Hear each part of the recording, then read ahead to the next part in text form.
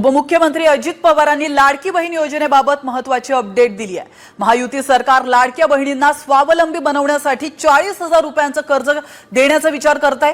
त्यांनी या योजनेबाबत विरोधकांकडून पसरवल्या जाणाऱ्या अफवांकडे लक्ष देऊ नका असंही आवाहन केलंय। नांदेडच्या मुखेड तालुक्यातील चव्हाणवाडी इथल्या कार्यक्रमात ते बोलत होते।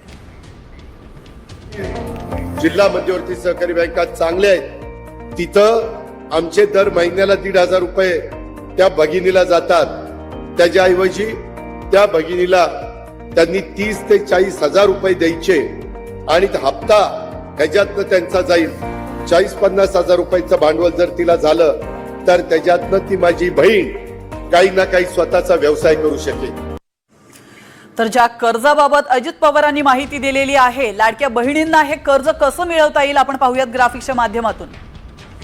लाडक्या बहिणींना आता कर्ज देखील मिळू शकतं। स्वतःचा व्यवसाय सुरू करण्यासाठी 40,000 पर्यंत कर्ज त्यांना मिळू शकणार आहे। सरकार बँकांच्या सहकार्याने एक योजना आखतंय। कर्जाचे हप्ते सरकारने दिलेल्या 1,500 रुपयांमधून परत करता येतील। तर काही बँका या योजनेमध्ये मदत करण्यासाठी पुढे आल्या आहेत।